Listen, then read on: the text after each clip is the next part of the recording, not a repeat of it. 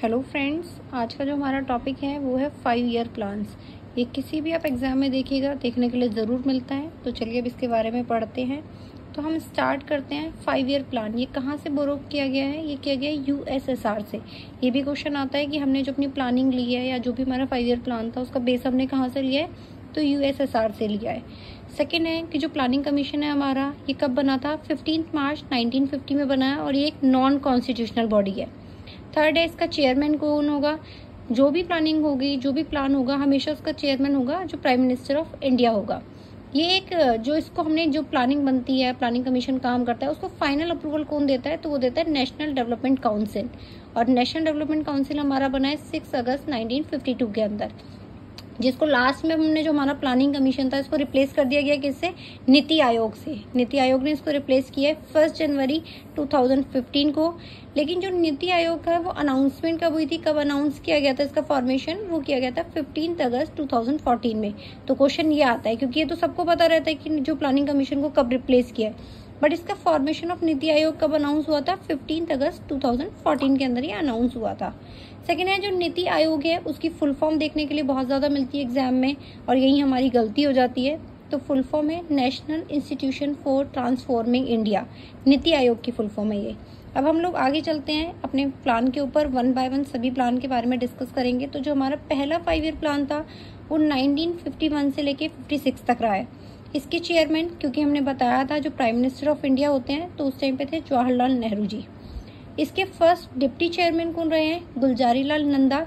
हमेशा first and last mostly पूछा ही जाता है, तो आप लोग ये डिप्टी चेयरमैन भी देख लीजिएगा।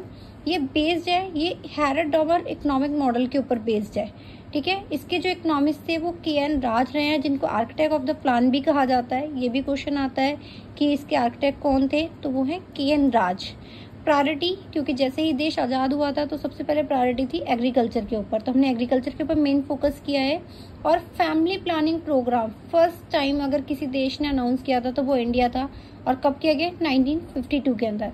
कुछ इरिगेशन प्रोजेक्ट भी स्टार्ट किए थे, तो वो कौन कौन से हैं? भाखड़ा नांगल डैम है जो सतलुज रिवर के ऊपर बना है, हीराकुंड महानदी के ऊपर बना हुआ है, और दामोदर वैली डैम जो वेस्ट बंगाल में है। तो ये 3 हमने यहाँ पे क्या है, इरिगेशन प्रोजेक्ट भी स्टार्ट करे हैं। टारगेट ग्रोथ रेट हमारा 2.1% था, लेकिन जो हमने एक्चुअल में रिसीव करा वो उससे बहुत ज़्यादा था, वो था 3.6%। अब बात करते हैं सेकंड 5 ईयर प्लान की। तो जो हमारा सेकंड 5 ईयर प्लान का टाइम रहा है 1956 to 61 रहा है, और ये बेस था महालनोबिस मॉडल के ऊपर। इसके अंदर हमने, क्योंकि फर्स्ट प्लान में अपने एग्रीकल्चर को बेस रखा था, अब हमने किस पे प्रायोरिटी देना स्टार्ट कर दिया? इंडस्ट्रियल डेवलपमेंट पे, कि अब देश को इंडस्ट्री में डेवलप करेंगे। तो इंडस्ट्रियल प्रोजेक्ट जो स्टार्ट हुए इसके अंदर, इनसे क्वेश्चन आ जाता है कि कब स्टार्ट हुए थे। तो हुआ है सबसे पहले Durgapur steel plant West Bengal में हुआ है, राउरकेला स्टील प्लांट उड़ीसा के अंदर हुआ है, एंड भिलाई स्टील प्लांट जो हमारा छत्तीसगढ़ में स्टैब्लिश हुआ है। Khadi and village industry commission भी सेटअप हुआ है 1957, यानी कि सेकेंड 5 ईयर प्लान में किया गया है। जो टारगेट ग्रोथ रेट था हमारा 4.5% था, लेकिन जो हम अचीव कर पाए वो 4.2% ही इसमें अचीव कर पाए हैं। यहाँ से हम बात कर रहे हैं अपने थर्ड 5 ईयर प्लान की। तो जो हमारा जो थर्ड 5 ईयर प्लान है उसका टाइमिंग है 1961 से 66 तक। इसके अंदर जो सबसे इम्पोर्टेंट क्वेश्चन बनता है कि गाडगिल योजना, इस प्लान को ही हम लोग नाम देते हैं गाडगिल योजना। इसके जो डिप्टी चेयरमैन रहे थे गाडगिल, उन्हीं के नाम पर यह है। तो आता है कि कौन सा 5 ईयर प्लान है जिसको गाडगिल योजना बोला जाता है।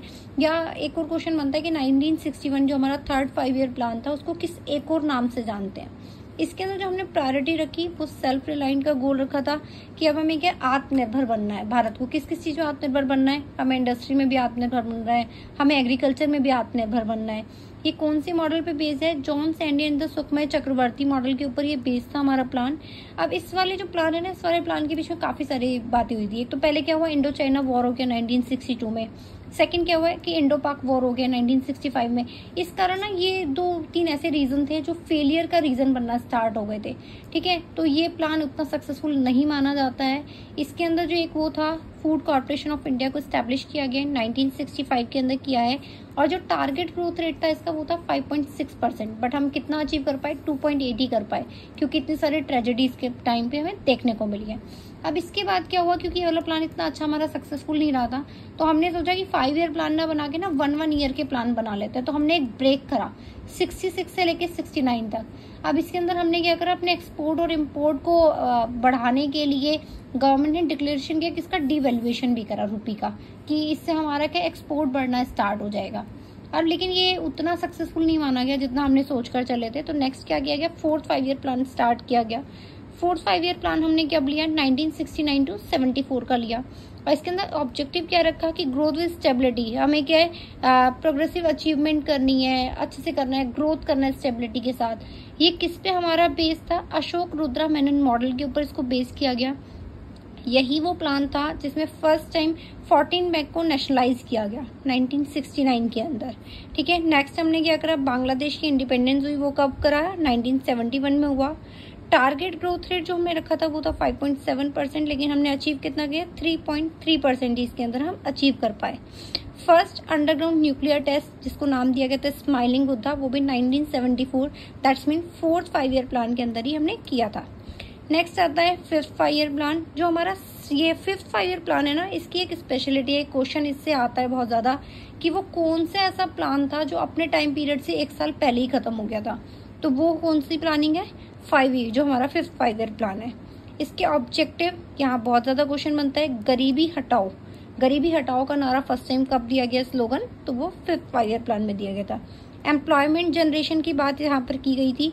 ये जो प्लान था 1 साल पहले यहाँ पे लिखा हुआ भी है कि 1 साल पहले इसको टर्मिनेट कर दिया गया। क्यों किया गया था, क्योंकि मोरारजी देसाई गवर्नमेंट आई थी और उसके कारण ये प्लान 1 साल पहले ही खत्म कर दिया गया। 20 पॉइंट प्रोग्राम लॉन्च किया गया था 1975 के अंदर। ठीक है, रीजनल रूरल बैंक क्वेश्चन आता भी है, सिंगल भी आता है और ऐसे भी पूछा जाता है कौन से प्लान के अंदर बना, तो 2 अक्टूबर 1975 में बना। फूड फॉर वर्क प्रोग्राम 1978 में स्टार्ट किया गया। जैसे अब मनरेगा है तो उस टाइम स्टार्ट किया गया था क्या, food for work program. National emergency लगी थी इसी प्लान के दौरान सबसे पहले, A352 जो हमारा आर्टिकल है उसके अंदर लेकर, जो नेशनल इमरजेंसी इंदिरा गांधी जी ने लगाई थी वो इसी प्लान में लगाई थी। टारगेट ग्रोथ रेट हमारी 4.4 थी, लेकिन हमने अचीव कितना करा है, 4.8। इसके बाद भी हमने क्या करा है, गैप करा है 78 to 80 के अंदर रोलिंग प्लान स्टार्ट करे। और ये रोलिंग प्लान का मॉडल हमें किसने दिया था, गुन्नार मेडल, जो बहुत बड़े इकोनॉमिस्ट हैं, उनसे हमें ये मॉडल देखने के लिए मिला है। नेक्स्ट अब इसके बाद हम आ जाते हैं 6th 5 ईयर प्लान। हम वापस से बैक कर गए अपने 5 ईयर प्लान के ऊपर ही। ऑब्जेक्टिव क्या था कि हमें एम्प्लॉयमेंट का जनरेशन करना है, अचीवमेंट करनी है टेक्नोलॉजी के अंदर, सेल्फ रिलायंस बनना है, आत्मनिर्भर भारत जो हम लोग बोलते हैं। सेकेंड इसके अंदर लिया गया 6 बैंक को नेशनलाइज किया गया। कब किया गया, 1980 के अंदर किया गया था। अब इन्होंने क्या कहा है, नाबार्ड को हम सभी जानते हैं, तो उसकी स्टेब्लिशमेंट कब हुआ था, 12 जुलाई 1982 के अंदर। एक्सिम जो हमारा एक्सपोर्ट इम्पोर्ट बैंक होता है वो कब बना है, 1982 में बना है। इंदिरा गांधी जी की डेथ भी इसी प्लान के दौरान हुई है 1984 में। यहाँ पे है विशाखापट्टनम स्टील प्लांट को स्टैब्लिश किया गया है। टारगेट ग्रोथ रेट थी हमारी 5.2, लेकिन हमने जो अचीव किया है वो किया है 5.7%। 7th 5 ईयर प्लान 1985 to 90 है। मॉडल क्या था, कम्युनिटी वेज मॉडल पे बेस्ड है। ऑब्जेक्टिव जनरेटिंग एम्प्लॉयमेंट करना है हमें, सोशल जस्टिस के थ्रू एम्प्लॉयमेंट का जनरेशन करना है। सेबी इसके अंदर पहली बार बनाया गया, वो 1988 के अंदर बना है। जवाहर रोजगार योजना 1989। टारगेट ग्रोथ रेट हमारी 5% थी, लेकिन हमने अचीव किया है 6%। फिर इसके बाद वापस से दो लिए थे हमने, एनुअल प्लान लिया है 1990 to 1992 के अंदर। अब 8th 5 ईयर प्लान हमारा 92 to 97 में चला है और इसका मॉडल था जॉन डब्ल्यू मिलर मॉडल पे बेस्ड है। नरसिम्हा राव गवर्नमेंट ने इस टाइम लॉन्च किया था न्यू इकोनॉमिक पॉलिसी, जिसको हम LPG रिफॉर्म्स भी बोलते हैं। ठीक है, इसका ऑब्जेक्टिव क्या रहे हैं, ह्यूमन डेवलपमेंट रहा है कि ह्यूमन को डेवलपमेंट करना। अब ह्यूमन रिसोर्स की बात होने लगी कि हम ह्यूमन को एज अ रिसोर्स ट्रीट करेंगे, उसको डेवलप करेंगे। Mid day meal scheme start हुई है हमारी 8th 5 ईयर प्लान के अंदर 1995 में। टारगेट ग्रोथ रेट हमारा 5.6% रहा है और अचीव हमने कितना किया है 6.8%। 9th 5 ईयर प्लान देख लेते हैं, 1997 to 2002 तक ये चला है। ऑब्जेक्टिव थे हमारे growth with social justice and equality. अब सोशल जस्टिस की भी बात होने लगी है क्योंकि बहुत ज्यादा इनइक्वालिटी देखने को इकोनॉमी में मिल रही थी। पोखरण 2 न्यूक्लियर टेस्ट हुआ है 1998 में। कारगिल वॉर हुआ है 1999 में। और जो टारगेट हमने रखा था वो 6.5% रखा, बट कारगिल और इतनी सारी प्रॉब्लम के बाद भी हमने 5.2 की ग्रोथ रेट को अचीव किया है। आगे बात करते हैं, आगे हम देखते हैं तो हमारा है 10th 5 year plan. 10th 5 year plan का हमारा टाइमिंग क्या है, 2002 to 7 में रहा है। ऑब्जेक्टिव है कि पॉवर्टी को भी कम करना है, अनएम्प्लॉयमेंट को कम करना है। टारगेट ग्रोथ रेट हमारी 8% थी और जो हमने अचीव करी है वो 7.6% का अचीवमेंट लिया है। 11th 5 ईयर प्लान की बात करें तो 2017 to 12 हमारा टाइमिंग रहा है। जो ये था, इसके अंदर हमने इंक्लूसिव ग्रोथ की बात करी है कि अब हमें ना एकदम से इंक्लूसिव ग्रोथ लेकर चलना है, सबको एक साथ ग्रोथ करेंगे।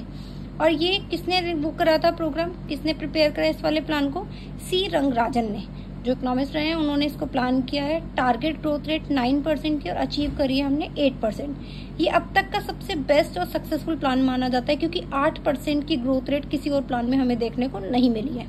लास्ट आता है इसके बाद 2012 to 17 का टाइमिंग है, 12th 5 ईयर प्लान है। ऑब्जेक्टिव था सस्टेनेबल डेवलपमेंट के साथ ग्रोथ करना है। अब हमें टारगेट 8% रखा, लेकिन जो अचीवमेंट हो पाई वो 6.5% ही हो पाई। और ये हमारा लास्ट 5 ईयर प्लान था। इसके बाद हमने इसको किस में चेंज कर दिया है, इसको नीति आयोग आ गया। अभी 5 ईयर प्लान हमारे खत्म हो गए हैं। तो ये थी आज की बहुत ही इन्फॉर्मेटिव वीडियो। कैसी लगी आप प्लीज कमेंट करके जरूर बताइएगा।